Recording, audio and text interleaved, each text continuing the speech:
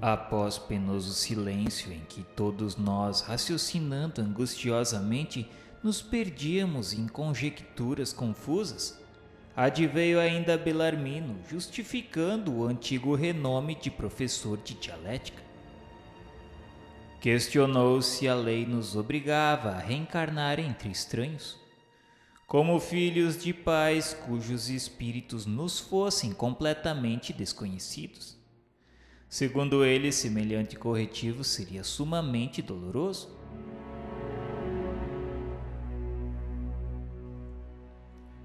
O nobre Teócrito, com toda a sua brandura, vendo a nossa sincera curiosidade e a nossa angústia, esclareceu que sim. Era doloroso, não restava dúvida, mas nem por isso seria menos justo e sábio este acontecimento. Geralmente tal acontece não só a suicidas, como também àqueles que faliram no seio da família, levando de qualquer forma o desgosto aos corações que os amavam. O suicida, porém, desrespeitando o seio da própria família ao infligir-lhe o áspero desgosto do seu gesto, ultrajando com o menosprezo de que deu prova o santuário do lar que o amava, ou incapacitando-se para a conquista de um novo lar afim, colocou-se de qualquer forma na penosa necessidade de reeditar a própria existência corpórea fora dos círculos familiares que lhe era grato. Continuou Teócrito explicando que existiam casos, não obstante, em que poderia voltar em ambiente afetuoso, se possuísse afeições remotas que se encontrassem novamente presentes às experiências terrestres na época em que fosse de reencarnar. E se essas consentissem em recebê-lo para ajudá-lo na expiação, seria feito dessa forma. De qualquer forma, porém, renasceria em círculo favorável ao gênero de provação que deveria testemunhar. Existem casos que se verificam que são os mais dolorosos, em que terão de reiniciar o aprendizado carnal a que se furtaram entre espíritos inimigos, o que será muito pior do que se o fizerem entre estranhos simplesmente. Mas é importante lembrar de que todas as criaturas são irmãs pela sua origem espiritual, e que há mister de que tais coisas se verifiquem sob a sublime lei de amor que deve atrair e unir indissoluvelmente todos os filhos do mesmo Criador e Pai.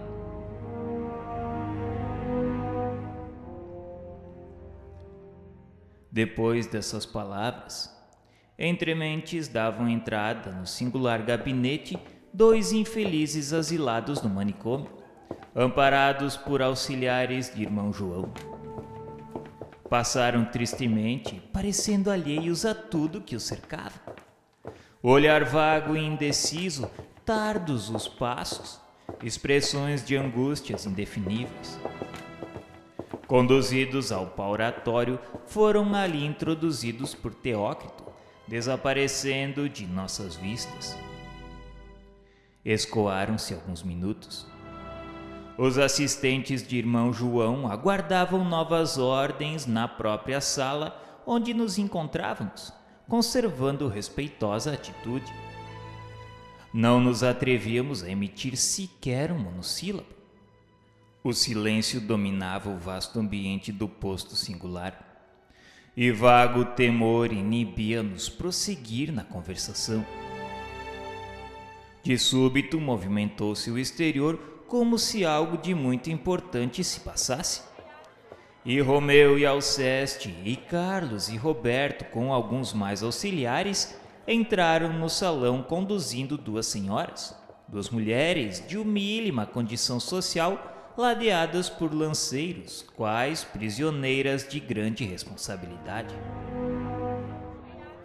Curiosos examinamo-las.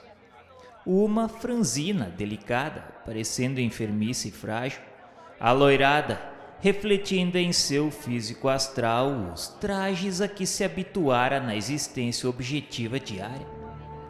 era portuguesa e não contaria senão 18 primaveras, tudo indicando tratar-se de uma recém-casada. O marido a acompanhava. Era humilde e respeitoso. Parecia um pescador. A outra, trigueirada, vivaz, espantadiça e nervosa, revelava-se imediatamente como sendo a brasileira, fazendo lembrar o tipo clássico egípcio com os cabelos negros e lisos esparsos nas espáduas. Bem pronunciadas as maçãs do rosto, a expressão enigmática nos belos olhos cavados e luzentes, onde as lágrimas pareciam assinalar incoerentes amarguras. Essa encontrava-se só, não era casada. O ludíbrio de um sedutor abandonara à mercê dos acontecimentos oriundos de um amor infeliz, mal conduzido e profanado pela traição masculina. Numa sociedade que não perdoa a mulher o deixar-se enganar pelo homem em que depositou confiança, soubemo-lo mais tarde penalizados. Os três eram como que protegidos por tenuíssimo envoltório que se diria de cristal, cuja forma correspondia exatamente à da silhueta que traziam, e dele se desprendia estreita faixa luminosa, estendendo-se, alongando-se, como se estivesse atada ao tronco de prisão invencível. Teócrito acolheu-os bondosamente e, tratando-os com imensa ternura, fê-los penetrar os gabinetes do pauratório, onde já se encontravam os pupilos de irmão João. Em seguida, nos surpreendemos com a presença do próprio irmão João, que se aproximara sorridente. Levantamo-nos respeitosos e emocionados à sua passagem, dele recebendo cordial cumprimento. Penetrou com Teócrito no pauratório e o silêncio caiu novamente no salão.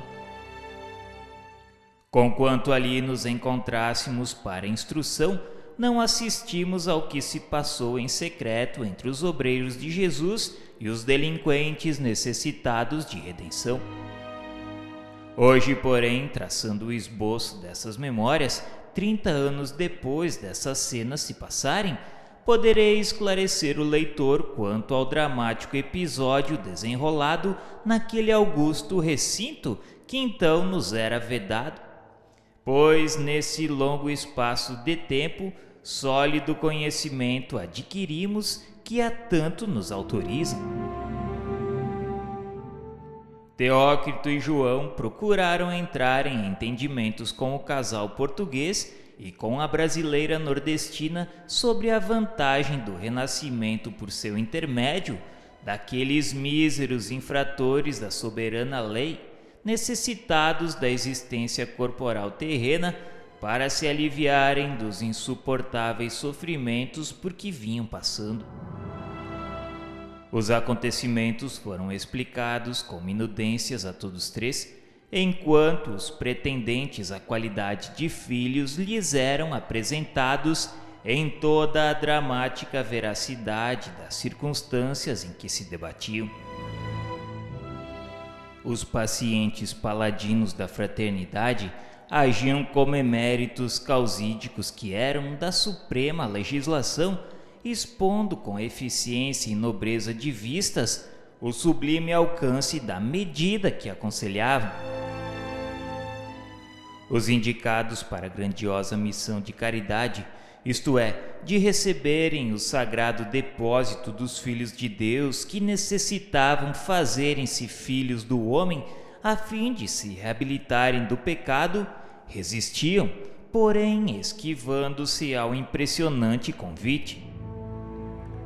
O humilde casal de portugueses não desejavam filhos doentes, aleijados ou débeis mentais. Explicavam que haviam se casado há apenas um mês e que seu sonho mais querido era que o bom Deus lhes concedesse para o primogênito uma alma de um querubim rosado e sadio. Queriam filhos, sim, mas que fossem alegres e fortes, e que servissem de arrimo precioso na sua velhice. Esquivavam-se de qualquer sorte.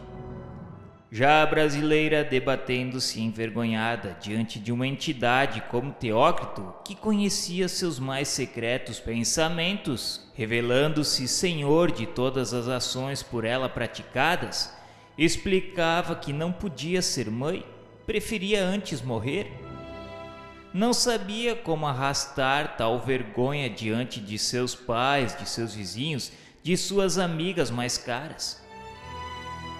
Explicava chorosa que seria por todos certamente menosprezada, e até mesmo pelo próprio filho, pois um filho paralítico para ela, como ela iria criar e suportar? Teócrito, ouvindo tudo, intervinha, porém, secundado por irmão João, lógico e grave, digno defensor da causa redentora, cujo chefe expirou nos braços de uma cruz, mostrando aos homens o roteiro sublime da abnegação. Teócrito explicou que, se ela como mulher errou, negligenciando quanto ao dispositivo sexto da lei suprema, que impõe à donzela o respeitoso dever da castidade até o advento sacrossanto do matrimônio, careceria forçosamente da reabilitação pela abnegação do sacrifício, observando com fidelidade dispositivos outros da mesma lei, capaz, pela largueza de expressão, de cobrir a infração do primeiro. O ensejo estava aí naturalmente advindo dos seus próprios atos. Se necessariamente seria mãe, visto que a maternidade é uma função natural da mulher fecundada pelo divino serviço da reprodução da espécie humana, que aceitasse um pobre espírito delinquente que, como ela, também necessitava de reabilitação. Ajudando-o a erguer-se do báratro onde se arrojou, operaria essa mulher a sua própria redenção. E Teócrito afiançava-lhe, em nome do divino Messias, que, cumprindo seus deveres de mãe, enquanto os homens lhe cobrissem de opróbrios e humilhações, castigando-lhe pelo seu erro, o céu lhe reanimaria, a fim de que resistisse a todos os embates e fosse vencedora das provações, glorificando-lhe espiritualmente pelo heroísmo que testemunharia como mãe de um miserável enfermo, de um pobre suicida do passado, carente de alguém caridoso bastante para amá-lo e protegê-lo, apesar da sua desgraça, e que, servindo aos misericordiosos desígnios do Senhor, por ele velasse, conduzindo-o nas expiações de nova permanência na carne. Debruçada sobre o berço pobre e humilhado do seu filho, menosprezado por todos, mas nem por ela e nem pela divina providência, sorrindo com amor ao pequenino paralítico que lhe buscaria com os olhos tristes, cheios de confiança, reconhecendo sua voz entre mil e aquietando-se aos seus murmúrios afetuosos, teria encontrado ela a linfa generosa que lavaria a mácula desonrosa de que se contaminou. A mulher só escutava entre lágrimas. Recalcitravam, entretanto, os interlocutores. Mas Teócrito e João continuavam a exposição das vantagens de tal desprendimento dos méritos que conquistariam perante a lei suprema, da assistência celestial de que se tornariam credores, da palma honrosa que receberiam futuramente da legião patrocinada por Maria, como prêmio supremo ao gesto de caridade para com aqueles seus pobres tutelados.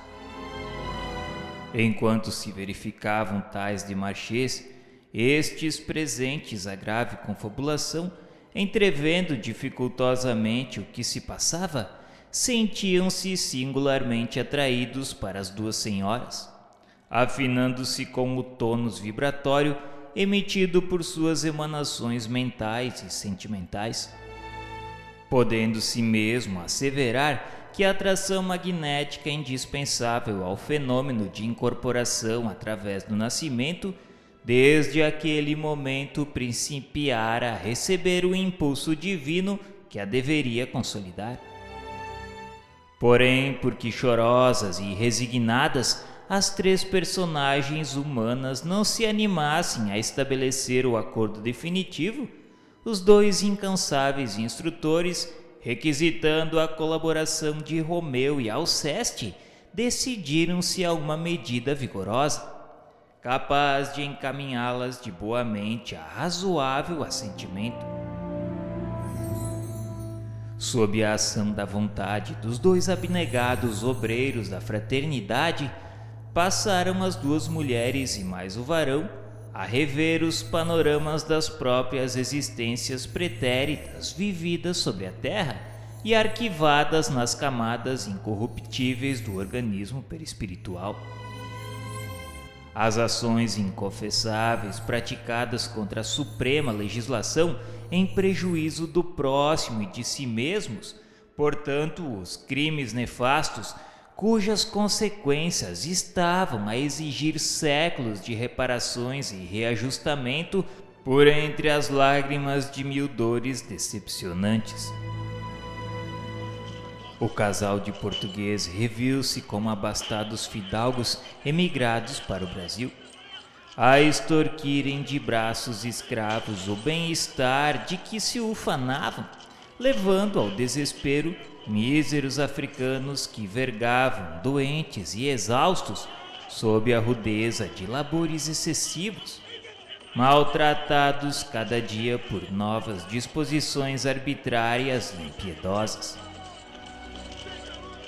A infeliz nordestina, por sua vez, reconheceu-se como dama orgulhosa da própria formosura que o fora em antecedente existência planetária, irreverente e vaidosa, profanando os deveres conjugais com o desrespeito aos juramentos consagrados no altar do matrimônio, recusando-se ao demais ao tributo às leis sublimes da natureza que dela exigiam o desempenho da maternidade, recusa que a levara até mesmo ao infanticídio.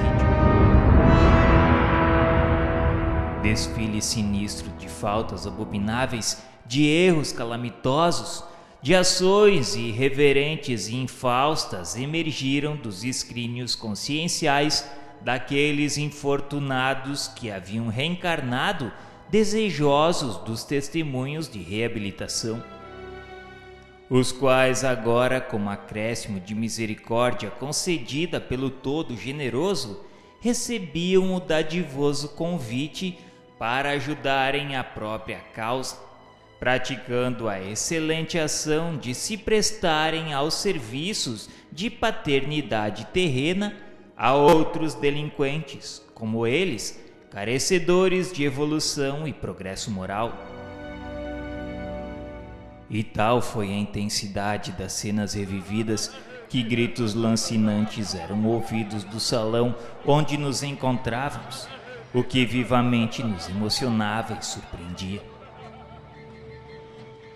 Ao fim de algum tempo, tornou o silêncio a dominar. Reabriram-se as portas dos gabinetes secretos, dando passagem a quantos ali se achavam. Tristonha, mas resignada, pronta para cumprir sua generosa missão, a portuguesa caminhava ao lado do esposo, que compartilhava da sua conformidade com o inevitável, enquanto a brasileira, desfeita em lágrimas ardentes, se via reconduzida sob a ajuda fraterna do velho de Canalejas e de seu inseparável filho Roberto.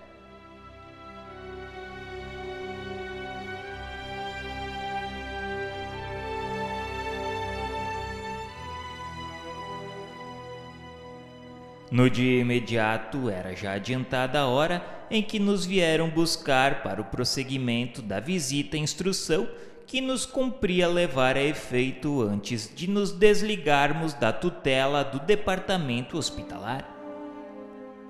Reconduzidos ao edifício central do departamento a ser visitado, ali encontramos Rosália, tal como fora por ela mesmo prometido e que solícita nos aguardava. Esclareceu a bondosa irmã que faríamos hoje a derradeira excursão. Irmão Teócrito desejava nos conduzir à terra, onde culminaríamos o giro instrutivo que vínhamos experimentando.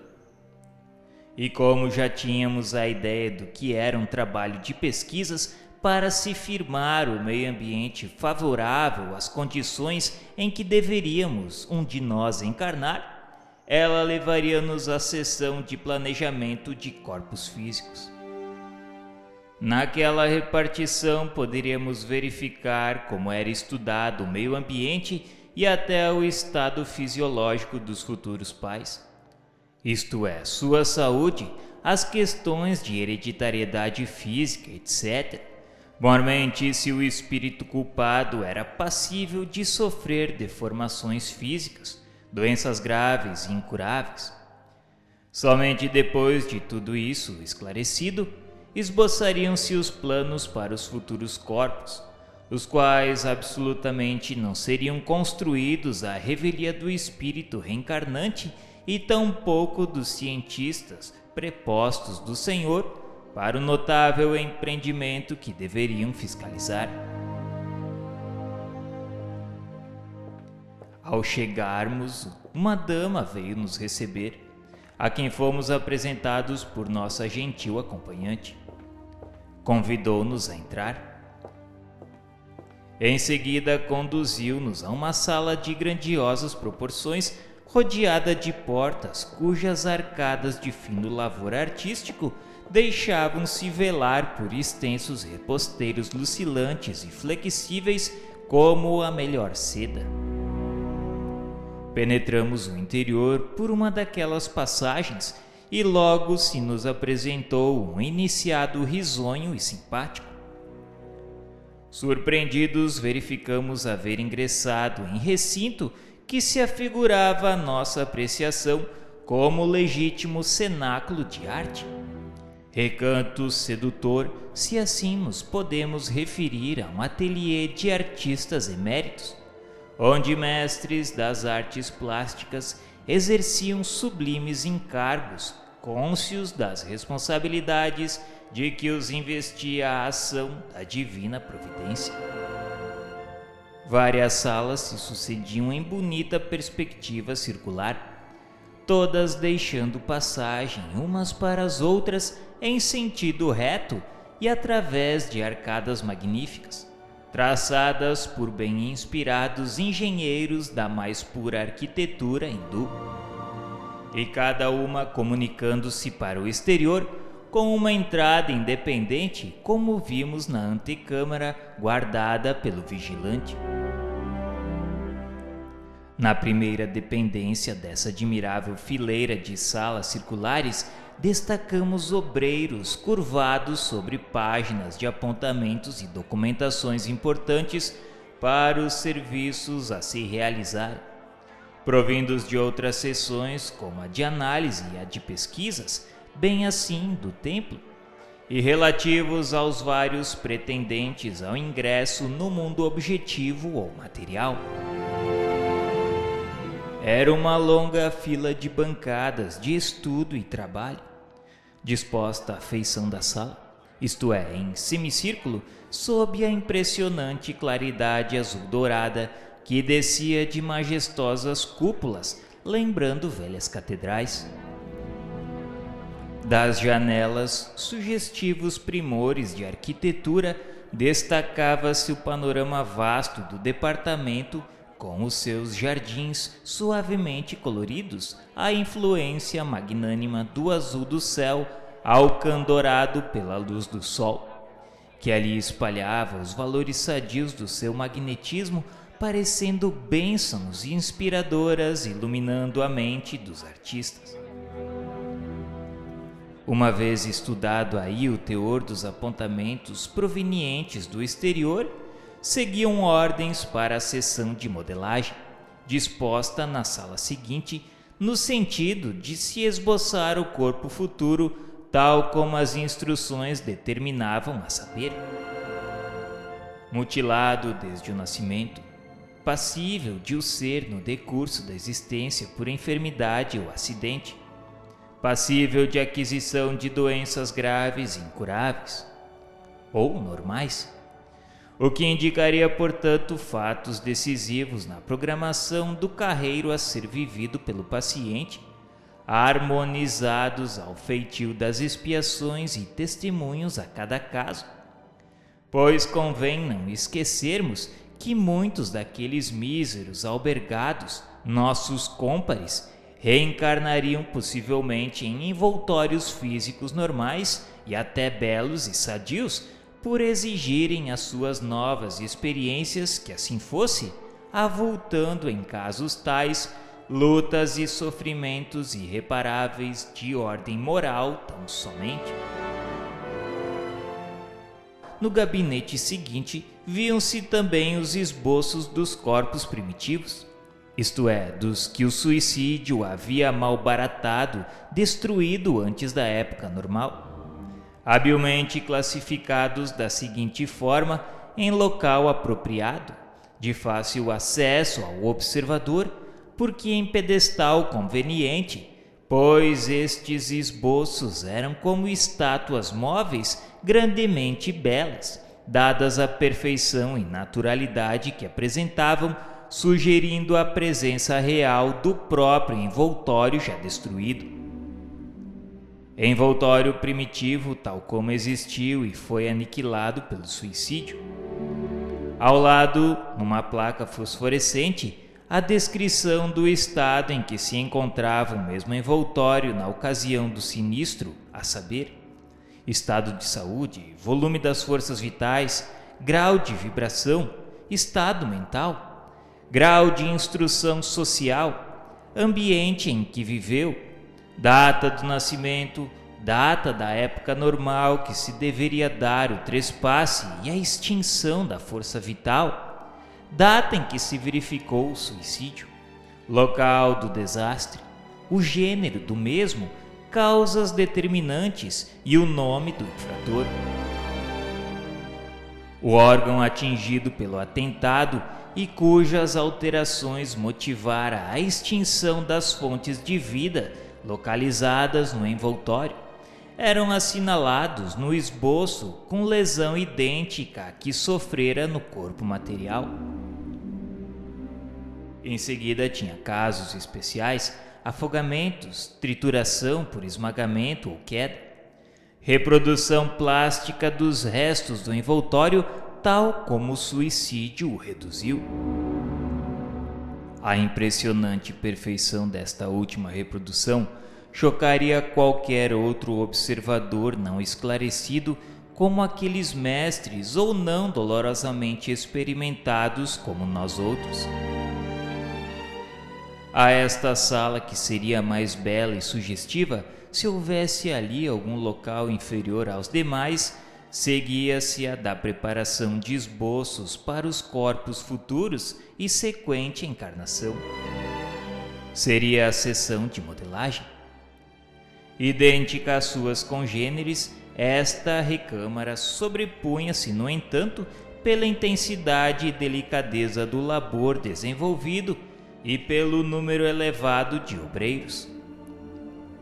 Os mapas ou esboços encomendados eram organizados sob rigorosa obediência às instruções recebidas, encaminhando-se ao depois para a revisão e aprovação do templo, das sessões de análise e pesquisas e até para o recolhimento, onde os pretendentes os examinavam demoradamente sob o critério de seus mentores e guias particulares.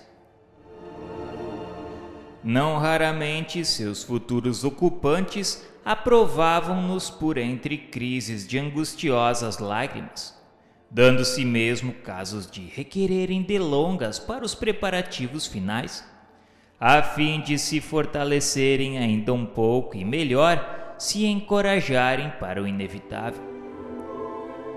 mas se porventura o estado do penitente por demasiado precário lhe não permitisse lucidez para exame conveniente e respectiva aprovação, o templo e os seus guias missionários supriam-lhe as deficiências, zelando pelos seus interesses com justiça e amor, quais criteriosos advogados com seus constituintes.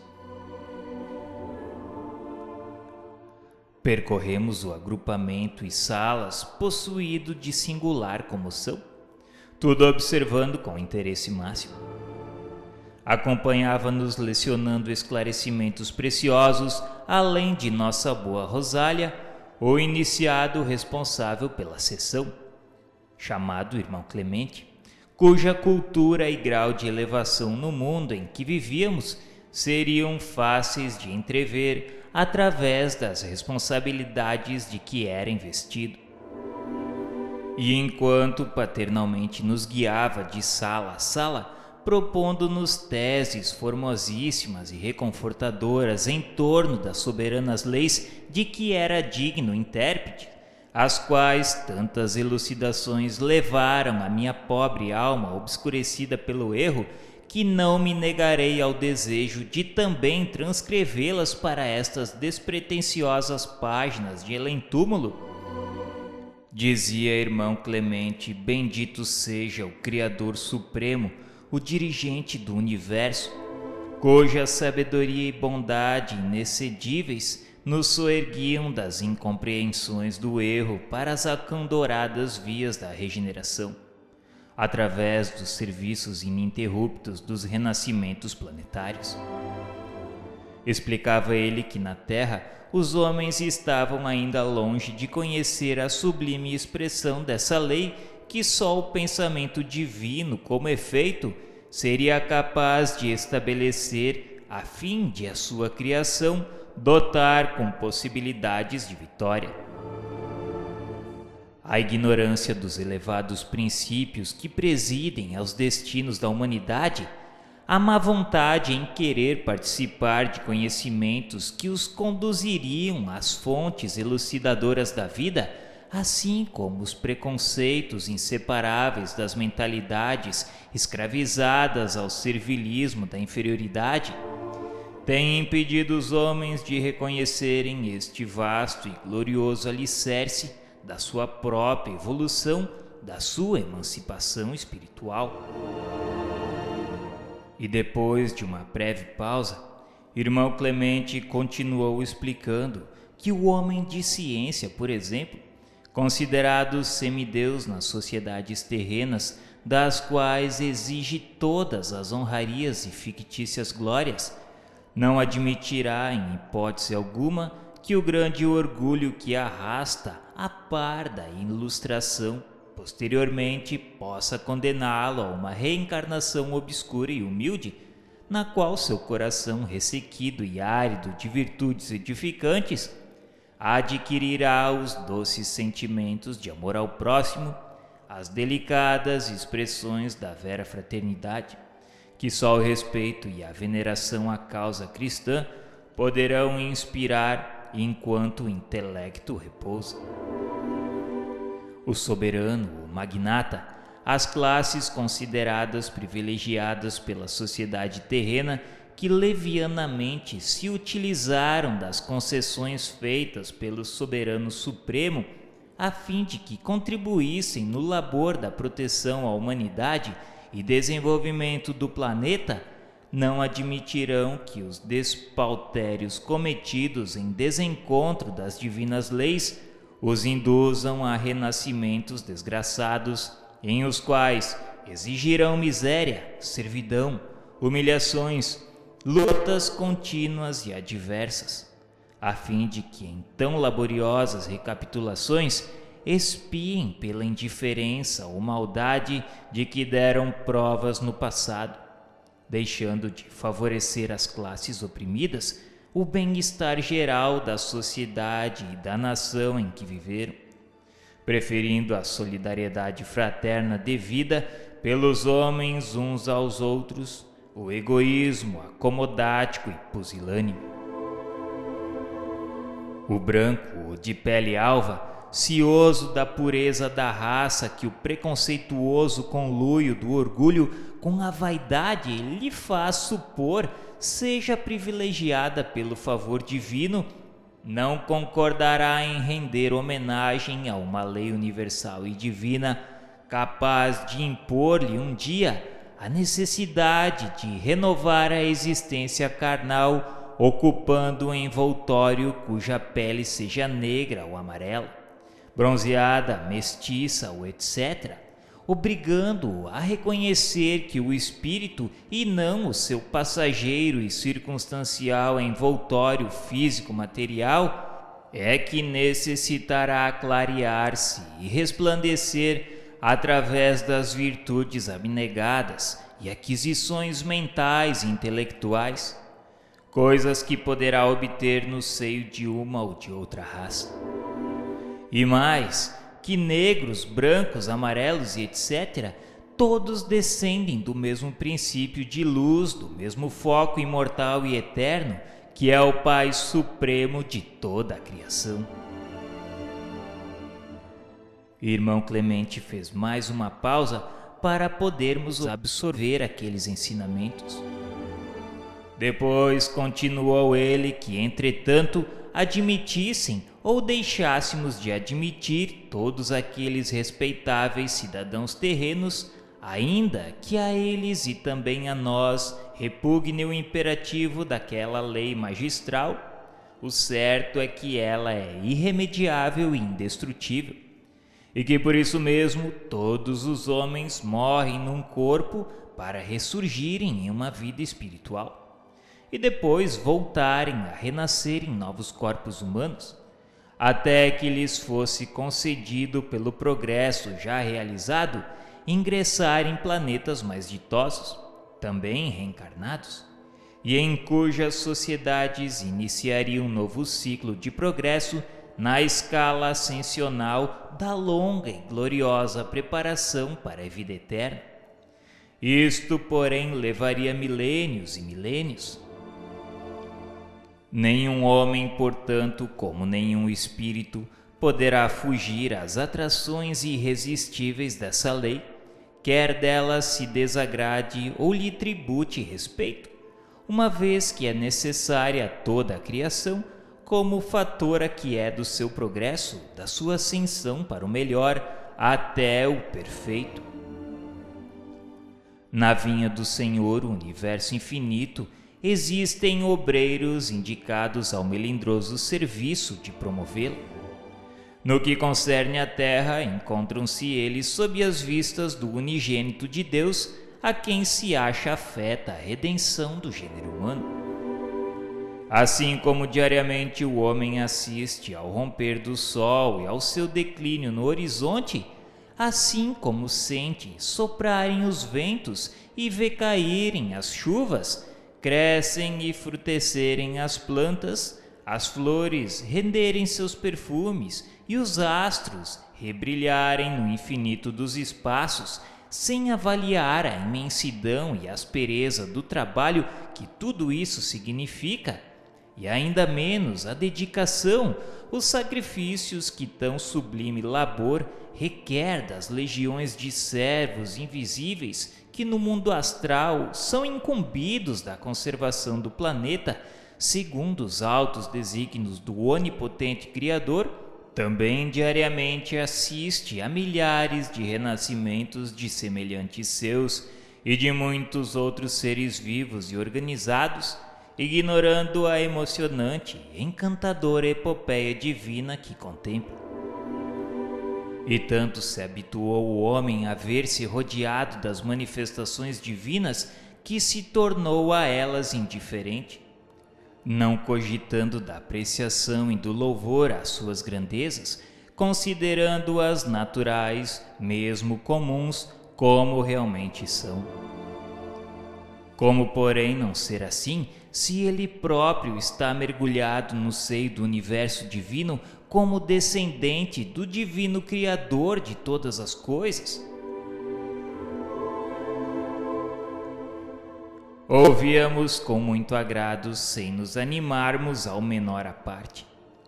Tudo aquilo era novo e muito emocionante para nós. Sentíamos-nos como diminuídos, vexados em face de uma sociedade para a qual nos reconhecíamos incapacitados. E admirava-nos de que dela recebêssemos trato tão gentil, amistosas atenções como naquele momento. Fomos atraídos para uma das esplêndidas galerias onde se alinhavam as belíssimas estátuas-mapas. À frente de cada uma, a mesa de trabalho do operador. Vários iniciados ali se encontravam, fiéis ao nobilitante dever de servir a irmãos menos experientes da ciência da vida, mas atrasados na peregrinação para Deus. Alguns examinavam detidamente as minúcias da configuração ao seu cuidado. Outros estudavam apontamentos e instruções, enquanto ainda outros examinavam a fotografia dos despojos, esboçando mapas de futuros envoltórios a serem encaminhados para aprovação. E cada um empregando nesse extraordinário ministério o máximo da atenção e da boa vontade de que eram capazes, fez-nos conceber então o ideal do funcionalismo perfeito, cônscio do dever a cumprir. Aproximamo-nos das estátuas.